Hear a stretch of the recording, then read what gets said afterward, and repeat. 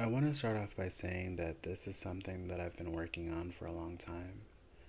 I went through and I made edits to this and I shortened it a lot because there are some things that I feel that maybe I'm not ready to share yet, but I wanted to say that this is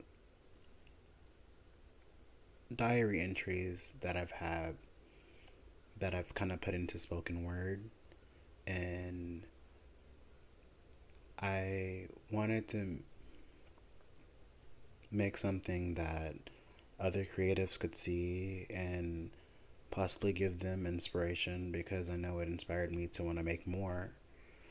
And for those of you who are listening or watching this, thank you. And I hope you like what I put together. Terracotta, ebony, chocolate brown eyes. My granny said I had the prettiest of all kind. She told me it reminded her of her brown M&Ms. In a world of colors, I stand apart. Terracotta ebony, a piece of art. My eyes, they shimmer a chocolate brown guise. My granny's words, the sweetest lullabies. She said, darling, your gaze, it mesmerizes. Like brown M&Ms, a treat for all eyes. Don't ever hide that beauty that you hold. Embrace your uniqueness. Let your story be told. Brown eyes, a sweet melody, they tell a tale of individuality. In this alternative world, I proudly rise. With terracotta eyes, my spirit flies. Through life's kaleidoscope, I find my way in shades of the earth. I dance and sway, embracing the depths of my soul's designs. These eyes reflect a story, one of a kind.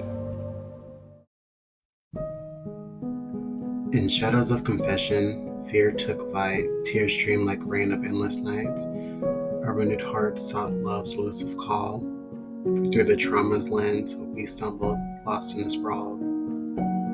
Two broken halves entwined in despair's embrace, trying to mend scars with love's fragile grace. A symphony of pain conducted in vain, our hearts yearning for solace, but only finding rain. A eulogy for the moments when you chose to part. The daggers of reality plunged through my heart. The agony of truth, bitter and unkind, we were searching for love, but our souls misaligned. Amid shattered dreams, spirit starts to mend. The echoes of your departure still haunting.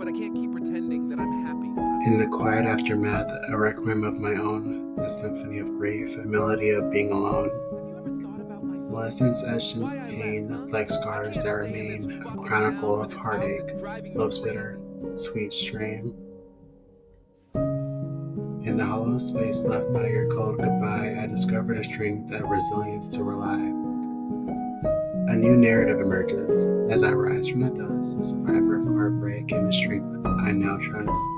Gathering in fragments, becoming whole and new in a tragedy's wake, I found the courage to be true.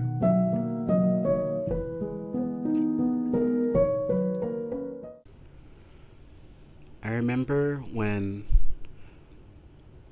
my ex-boyfriend and I broke up. It was last year around November.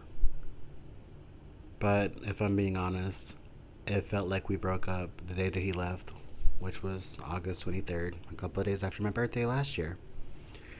And I just I wasn't happy. I lost my job, I lost my boyfriend, and I just was not happy, you know, around that time. I then got a new job and, things are starting to look up for me. And then I got the devastating news about my older cousin, and she was basically like my sister. And I lost her to a drug overdose. And I just felt like I was taking too many hits. I just kept feeling like, what the fuck? I've I feel like I'm just not getting my footing, and I feel like I'm getting knocked back down again.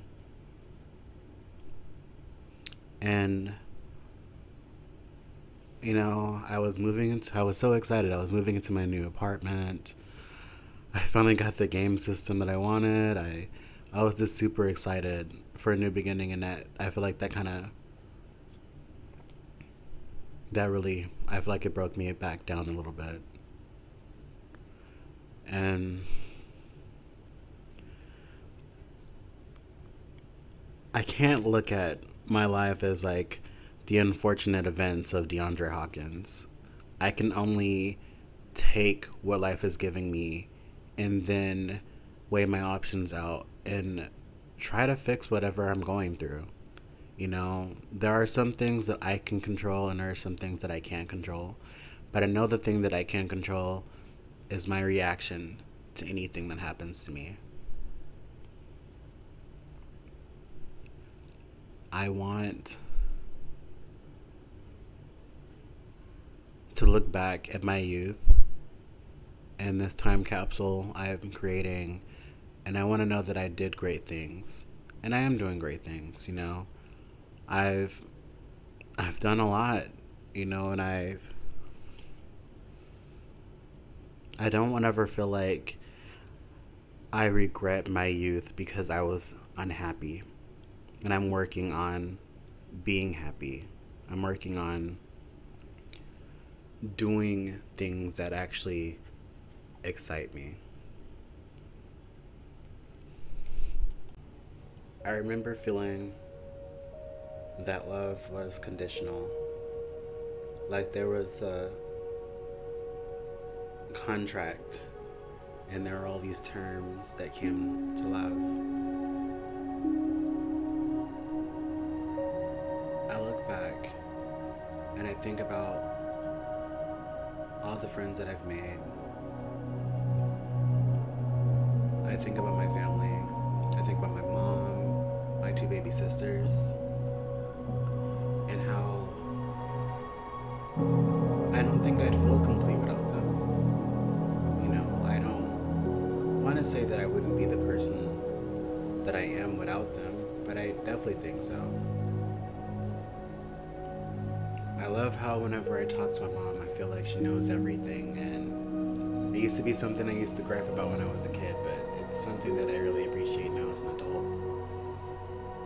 I love when I talk to Alexis and she tells me all her goofy stories, or even Sierra. Whenever I talk to her, she's always going like she's going off about some new thing on TikTok or some new recipe that she found out. And I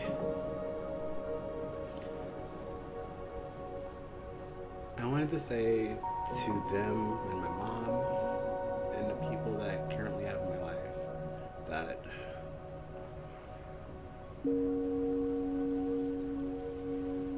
I know sometimes I can be a really complicated individual. I know that I have my high highs where I'm all goofy and funny, and I have like my really dark lows. But every moment that I have with any of you is something that I hold dear and I don't want them to end.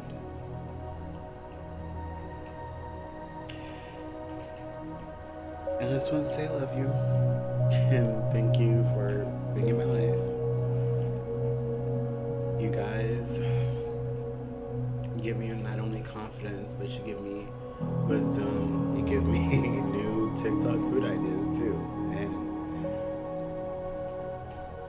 I just want to say I love you.